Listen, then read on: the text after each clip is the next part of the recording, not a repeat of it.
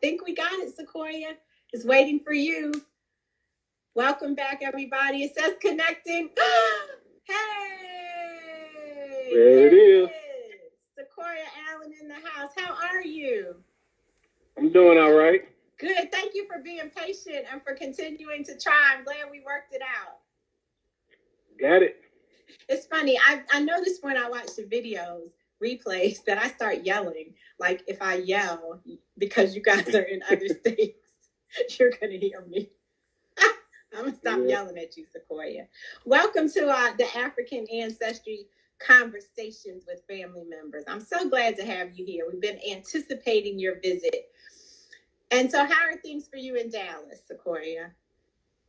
I mean, besides the lockdown, everything normal down here. Like, people still going to work, with the essential jobs and whatnot, but it really ain't. I don't see like what's going on in New York and everything. It's not. I don't see that down here. Well, I guess that's a blessing. I'm glad that you're not experiencing the same things that they are, because it's not pretty up there.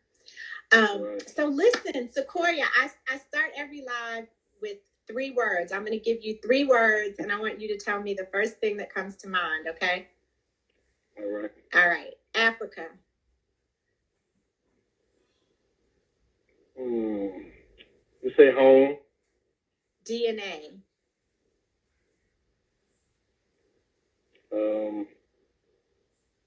DNA has unlocked a lot of things for me. So I would say the key. Okay. And identity.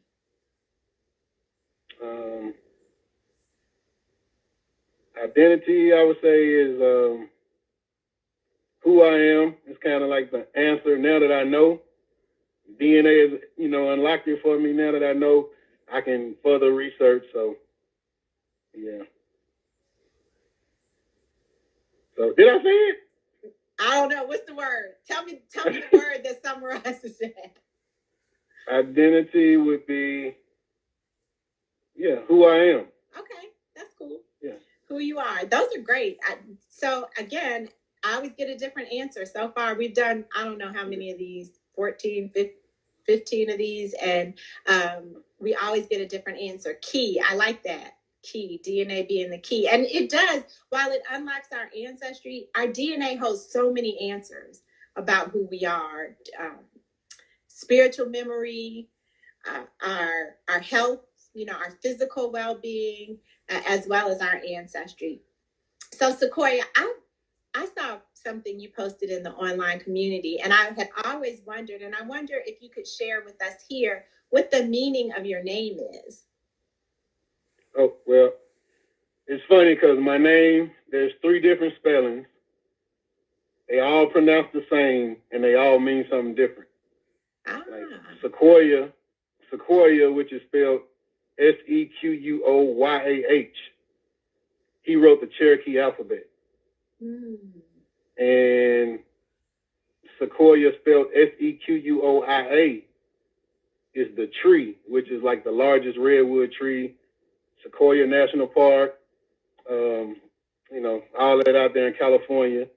And the way I spell my name is a tribe in South America, the Secoya people. So, and are you? And I stumbled up on that. Is your family connected to that tribe? Do you know why your mother gave you that name? We have Cherokee. Someone in the family was Cherokee. Okay. And I have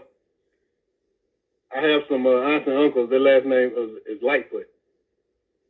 But my aunt named me. So as far as I knew, just growing up, we had Cherokee blood. I'm from the area where the Cherokee was, in Tennessee. That's where I'm from Nashville. And, so I kind of just grew up knowing about Sequoia, the Cherokee man who wrote the Cherokee alphabet. But then just further getting older and, reading and researching, I stumbled up on the tribe because I wondered why my name was spelled different. And I found that those people down in South America. So in terms with African ancestry, I was gonna say, in terms you know, that's why I say now. You've lived, you've grown up with this Native American part of your identity, and it's lived through your name very clearly. What made you want to explore your African ancestry, and what did we find there? Okay, well, I've always been pro-Black, and I've never really liked the term African American, and you know, being called Black, but I want to say 2015, I started during Black History Month. I started making posts every day. I would try to find something new that we didn't learn about growing up.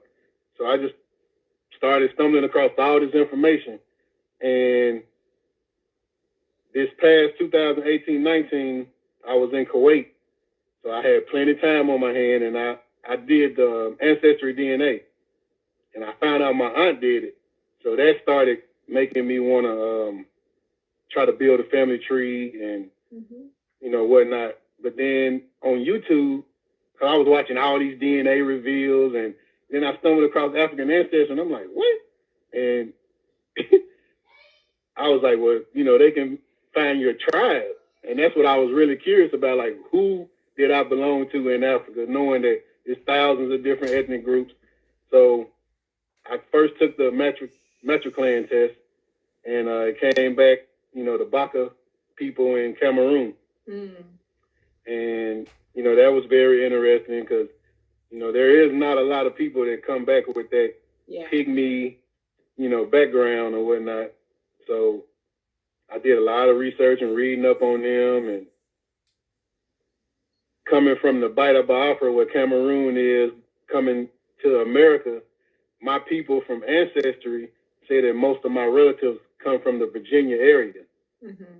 So I had found this chart that, you know, said like 36% of the slaves that came to Virginia came from the Baida Biafra, which would have been a lot of those Pygmy and Congo people or whatnot. And in that chart, it also said when the cotton boom and they started migrating to Mississippi, Georgia, all these other states in the South, it had a line directing them straight to Tennessee. And as far as I can go back in my family, we've been in Tennessee. So it just led me on to a lot more research. And that's one of the things that we appreciate about you, Sequoia, is you do so much research and you share it so freely in the African Ancestry online community. And that, for those of you who don't know, that's a private group for people who've taken an AfricanAncestry.com test. And Sequoia has one of those little stars by his name because he's always contributing, and you are a go-to for many people in that group. And so I want to thank you for that. So that was your maternal line. And how about you then did your paternal? Do you want to talk about the paternal line? Can't remember. Yes, my paternal line was the Balanta people in Guinea-Bissau. Ah, okay. And that was interesting because even the people in African Ancestry online community that come back with that same result, I look at their features. Like, you know, I think I favor my mom more. Okay. But my dad's nose, all the Balanta people have that same nose that my father has. And a lot of the guys that come back with that same result, they have that same nose that my dad, you know, side of the family have. And, you know, I found that, you know, to be crazy. But so, you know, of course, I go online, I look at the people, look at the features, and then I look at my dad's side of the family, and they look just the same. We just lighter. But, yeah, even Sipaway, that's in the group, he wrote a book, and in his book, I purchased it, but in his book, he has a picture of his father. And his dad looked exactly like my dad, side of the family. Wow. Like, he could look like one of my uncles. Wow. And that was crazy. Wow. Yeah. That's another. All belong. Yeah, that's another thing that comes up a lot. And I try to tell people that once you take this test, you become part of a huge family. You know, you become part of a family of other people who have taken the test. You become part of the family of people who share the same results as you, and then you become part of this global family of people who are reconnected back to Africa. Friendships form, all types of relationships form, and so I'm glad to hear you mention that you found those resemblances with Sequoia's family. So speaking of family, how has your family engaged with this information, if at all? You know, some people they're the only ones in the family who care. Other people, lots of their family members are all in with them. How does it work in your family? Well, everybody ain't as passionate as I am about it, but I did buy certificates for all my aunts and uncles on my mom's side. Mm-hmm. Around Christmas time, I don't know if y'all remember, I ordered like 10 certificates. Yeah. And that was all my living aunts and uncles on my maternal line. Ooh, and I sent that to them, and yeah, it was 11 kids. One died within the first year of being born, but it was 6 girls, 5 boys. Ooh. So, everyone's still living minus my mom and the daughter that was born and died the first year, but everyone else is still alive. And now I sent them all a certificate. Now, I got my wife's results done, and, her results came back to Fula people, also in Guinea-Bissau. Mm. So, and, everybody always say me and my wife, favor, and it was just crazy because I kind of predicted that she was Fulani. Just looking at her, her grandmother, and, her mom, they all kind of resembled the Fulani people. But I was thinking Nigeria. Mm-hmm. And that's kind of, I think, I kind of knew about the Fulani in Nigeria. I didn't really know about Guinea-Bissau until I started reading. And when it came back Guinea-Bissau, I thought that was crazy.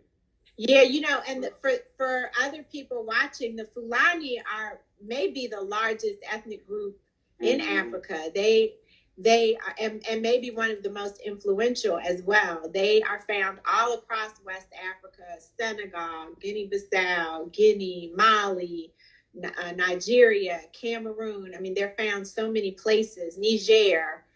And they have a very distinctive look too, which is I think why you were able to peep that out in your wife and her family. Yeah. So go ahead. I was gonna say I noticed that like I was gonna make a post today, but I noticed like all the people in that area, and when it speaks of the Mali Empire, like I know the Fulani got the unique jewelry and whatnot, but I've noticed like with the Mandinka people, some of the women they all still have that similar culture together. Being Muslim and the headdress and all of that. So I see a lot of similarities with the people that's all in that same region. Yeah, for sure. Because I mean, at one point it was just one region. And one large grouping of people. And then it's over time that all of these borders and the such have been drawn. We have a question from Ty. She'd like for you to explain the bite of Biafra. You mentioned that when you were talking about your maternal results. And for people who don't know, what is that? Well, it was like the port where the slave ships would come in, dock, and load all the slaves. So I want to say it's like, I would have to look on that chart, but I think it was like maybe 5 or 6 ports all throughout the coast, of Africa where they would go in and had enough room to able to dock a ship in and load slaves. Ghana, it was like the bite of, don't give me the line. I'll post it again on the African Ancestry chart page, but it was several docks where they could come in, and they named them bites. Right. Yeah. Right. Okay. Thank you. So I don't want to keep you forever. This is supposed to be a quick conversation, but I wanted to know, clearly it's very obvious that once you've got your results and your wife's results, you did a lot of research. You are a wealth of knowledge. Is there anything else that you've done once getting your results? Well, I can say I'm always, people say I represent. So, I bought tons of shirts, flags in my car. I just, I've been proud, Yeah. So, and I've come across, like me being in the military, I actually encounter a lot of Africans. Mm-hmm. There's a lot of Africans in the military. Mm. And in a military town, like I say, there's, I got folks from Ghana, folks from Nigeria, folks from Senegal, all over. And I interact with everybody. And, I drive for Uber and Lyft, for fun and stuff. And I meet these people, and when they see the flags, it just spark conversation. And a lot of them, they're just as enthused to see a African American and know so much about Africa. So, and they appreciate that. That's great to hear, because people always ask, how do Africans react? Do they care that we know? And I've always gotten very positive responses. And when you talk about Uber, every time I'm in an Uber and I have a driver who I think is from an African country, I ask them where they're from, and they say Africa. And I'm like, okay, but Africa's got a whole bunch of countries. Where exactly are you from? And so when you start to ask those questions and demonstrate some understanding, they always light up like, what do you know about my country? What do you know? So that's exciting for me. That's what I say about that. Like what you just said, like Africans amongst each other, they would never say I'm African. Right. They only say that when they speak to, us or outsiders. Of course they're gonna use their tribe. They're gonna say their country first, then their tribe. But when they speak to us, they'll use the term African. But they don't refer to themselves as Africans. Right. So just like we don't really refer to ourselves as Americans. I mean, when you think about it, like I said, I'm from DC. Depending on the person, I may say Nigeria, I may say, but before African ancestry, I would claim DC. I didn't claim the U.S. or Americans. I really appreciate you, Sequoia. One last question. What would you say to somebody when they say, so what? What difference does it make where you're from in Africa? I know I'm from Africa. That's good enough. Or I'm American. I'm not African. What is the reason why you think people should trace their ancestry using African ancestry? Well, I can say for me now, I feel a lot better that I can actually identify with the actual group of people that I can say I come from. You know what I'm saying? Like, most Africans, well, I'll say even with me having my results and all the stuff that I post, I always hashtag. So even before I knew my actual ethnic group, the first test that I took, it just told me that I was a part of the Bantu people, which is broad. So I was just posting all of this Bantu, and I was researching all this Bantu information, which pretty much going to lead you all the way to just South Africa. Even though the Bantus originated in Cameroon and the eastern part of Nigeria, Cameroon on down, it's going to always take you just to the people, all the tribes in South America. So I was learning all of this stuff and, hashtagging Bantu.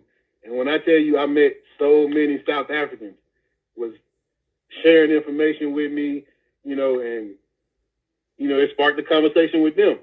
So just knowing who you belong to through social media, the good thing about it is this younger generation, everybody's using this technology. So we're able to converse with each other and share information. And, and they always tell me anytime I come, they'll look out for me or whatnot, keep in touch. So it's been nothing but love, just knowing the actual group of people you belong to. Nice. Well, Sequoia, I want to thank you for joining us today. I want to thank you for your service to our country. I want to thank you for still driving Uber and Lyft, because there are people who have to get around, but I do hope that you're being safe, that you're sanitizing your car, that you are taking all the necessary precautions, you and everybody watching. These are different times that we're in, and it requires a level of attention to detail and a level of safety that we have not had to follow in the past. We probably should have been some of this stuff, like y'all should have been washing your hands, but now we're washing our hands 15, 20, 30 times a day. So I pray that you all be safe. And thank you again for your time, Sequoia. You are a wonderful addition to the African Ancestry family. And as you'll be able to see from the comments, there's so many people who appreciate your contributions there as well. We are here every day in April at 5 p.m. Eastern Standard Time, having a conversation with an African Ancestry family member so that you can hear it from them. You have the opportunity to hear from people who've taken the test and what their experiences have been. So we'll be back here tomorrow. Until then, may you be happy, may you be healthy, and may you be whole. Take care, Sequoia. All righty.